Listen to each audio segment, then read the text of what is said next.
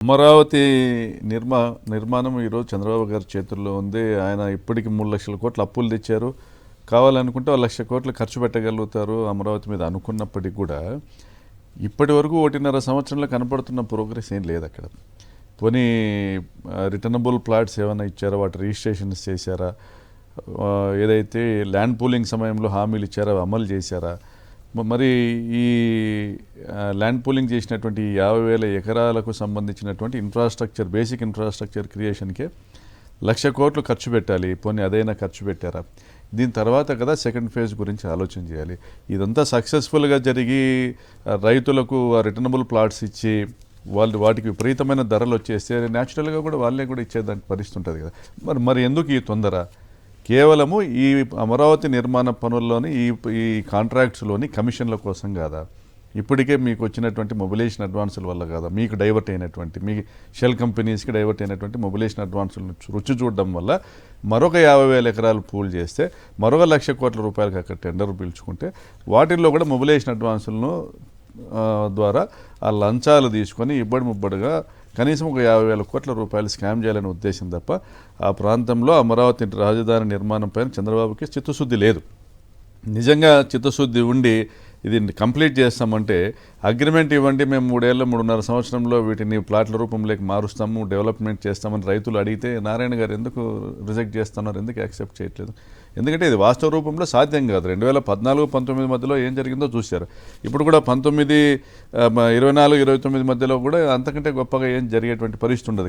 కడితే కొన్ని బిల్డింగ్లు కట్టొచ్చు, కానీ దానికి 2 లక్షల కోట్ల రూపాయలు వాళ్ళే చెప్పారు కదా, ఎకరానికి 2 కోట్లు డెవలప్మెంట్ ఛార్జెస్ అవుతాయని చెప్పారు కదా. అదే జగన్ గారు ప్రస్తావిస్తే దాని గురించి రాయకుండా ఇంకా రివర్ బేసిన్ గురించి చెప్తాను. రివర్ బేసిన్ అంటే నదీ పరివాహక ప్రాంతము ప్లస్ దానికి సంబంధించినటువంటి ఆయకట్టు ప్రాంతం అంతా కలిపి ఒక రివర్ బేసిన్ అంటారు. దాన్ని కృష్ణా రివర్ బేసిన్ అంటారు.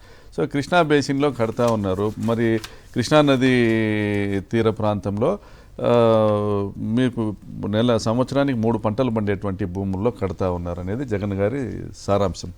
మరి నేను ఒకటే అడుగుతా ఉన్నా, ఈరోజు పత్రికల్లో, చాలా పత్రికల్లో, వారికి సంబంధించిన పత్రికల్లో దేశంలోని అన్ని రాజధానులు నదుల పక్కనే ఉన్నాయి. నిజమే, విశాఖపట్నము సముద్ర గర్భం ఉంది, సముద్రం పక్కన విశాఖపట్నం నగరం ఉంది, బ్రహ్మాండమైనటువంటి సిటీ.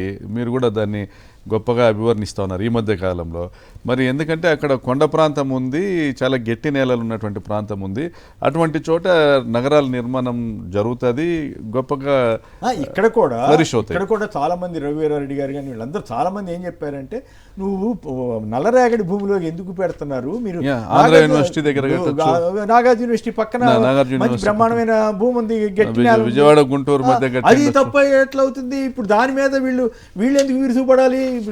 ఎంత దుర్మార్గం అంటే ఇది. టీవీ తెర మీద కూడా వేశారు. ఇది కరెక్ట్ అయితే మాత్రం ఇంతకంటే నీచం దగులుబాజితనం ఇంకోటి ఉండదేమో. జగన్ అసలు రాక్షస రూపం ఇది. కూరలు పీకినా చావని విషసర్పం. ఏందండి దౌర్భాగ్యం? ఎవడన్నా ఇట్లాంటి చెత్తా చెదారంతా మామూలు మెయిన్ మీడియాలో ఎవరన్నా పెడతారా? మరి వీళ్ళ మీద కేసు పెట్టాలి జగన్. మరి జగన్ గారు కేసు పెడతారో లేదో నాకు తెలియదు, కానీ బట్ గవర్నమెంట్ అయితే మామూలుగా అయితే కేసు పెట్టవచ్చు, కానీ వాళ్ళు పట్టించుకోరు కదా. కానీ వైసీపీ వాళ్ళు కేసు పెడతారో లేదో నాకు తెలియదు, కానీ నిజంగా ఇది పూర్తిగా అర్హమైనటువంటి విషయం అనమాట, ఇంత దరిద్రంగా రాయటం. ఈ వార్తలు రాసేటువంటి పత్రికలు చంద్రబాబు గారితో పాటు they are all partners in crime. అంతే జరుగుతున్నటువంటి రాజధాని అజ్ఞానం, అమరావతిపై అక్కసుగక్కే మూర్ఖత్వం, రైతుల బాధలు. రైట్, ఓకే, ఈ పాయింట్ వరకు మీకు అభ్యంతరం ఉంటే చెప్పండి, ఇదిగో నువ్వు ఇట్లా అనవుతాయా అని చెప్పండి. అసలు ఇతర ఇష్యూస్ మీద ఎందుకు ప్రస్తావించకుండా అచ్చంగా దీని మీద ఎందుకు విషయం ఎక్కారు అంటే, మీరు ఆంధ్రప్రదేశ్ ప్రజలందరి మీద విషయం కక్కుతున్నారని అనుకోవాలా? ఒక్క జగన్ గారి మీద కాదు మీరు కక్కుతుంది, ఆంధ్రప్రదేశ్ ప్రజల మీద కక్కుతున్నారు. ఆంధ్రప్రదేశ్ ప్రజల పాలిట మీ ఈనాడు, ఆంధ్రజ్యోతి శాపంగా మారాయని జనం అనుకునే పరిస్థితి వస్తూ ఉంది. మీకు అర్థం కావట్లేదు ఆ పరిస్థితి. మీకు గిట్టుబాటు అయితే అవ్వచ్చు ఇప్పుడు ప్రస్తుతానికి, కానీ ఇది ధర్మం కాదు, పద్ధతి కాదు. జర్నలిజాన్ని మరీ ఇంత రోతగా మార్చొద్దని మాబోటాళ్ళని చెప్పినా వినే పరిస్థితి లేదనుకోండి. ఇంకా చూడండి, నవ్యాంధ్ర నుదిరిపై రాతపూడి అంట. ఏమన్నా అసలు ఇంతకంటే నీచం ఏమైనా ఉంటుందండి? తెలుగు తల్లి కడుపున కుక్కమూతి పిండం అంట. అరే ఎవరు కుక్కమూతి పిందులు? ఏ కాంగ్రెస్ వాళ్ళని ఎన్టీ రామారావు కుక్కమూతి పిందులు అన్నారో వాళ్ళనే కదా మీరు వాటేసుకుంటా ఉంది ఇప్పుడు. మరి అది వాళ్ళ అన్నట్టు రైటేనా? అట్టాడి రాతలు రాసి అదే ఇంత నీచంగా మారతారా? రాజకీయాల నుంచి వెలివేయడమే ఉత్తమం అంట. అది అసలు కోరిక అదండి. ఆయన రాజకీయాలు లేకపోతే మనం శాశ్వతంగా ఆ పీఠ మీద ఉండొచ్చనో ఏంటో ఇలా ఆశ, ఇలా గిట్టుబో ఇలా వ్యాపారాలు రాష్ట్రం నుంచి తరిమి కొట్టడమే మార్గం అంట.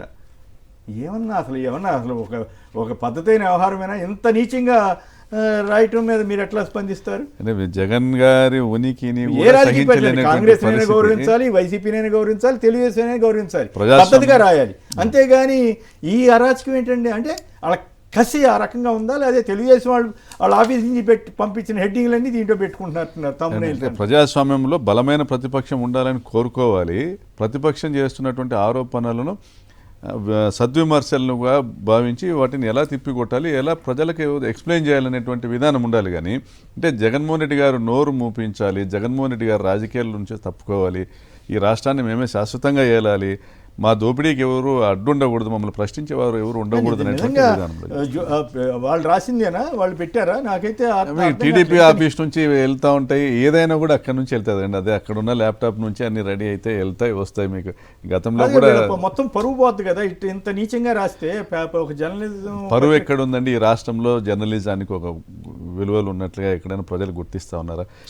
ఈ రాష్ట్రంలో జగన్ గారి ప్రభుత్వ హయాంలో ఆయన క్యారెక్టర్ అసాసినేషన్ చేయడం కానీ, లేదా మా శాసనసభ్యులు క్యారెక్టర్ అసాసినేషన్ చేయడానికి కానీ వాళ్ళు వెచ్చించిన సమయము నిజంగా ప్రభుత్వం పైన సద్విమర్శలు చేయడానికి వెచ్చించింటే విలువలు కనపడేవి, కొంత గౌరవం. ఇప్పుడు ఆయన రివర్ ఫ్రంట్ అన్నారండి, వాళ్ళకి అభ్యంతరం దొరికింది, మంచి పాయింట్ అని అనుకున్నారు. దాని వరకు రాయి సరే మీ వాదన చేయండి.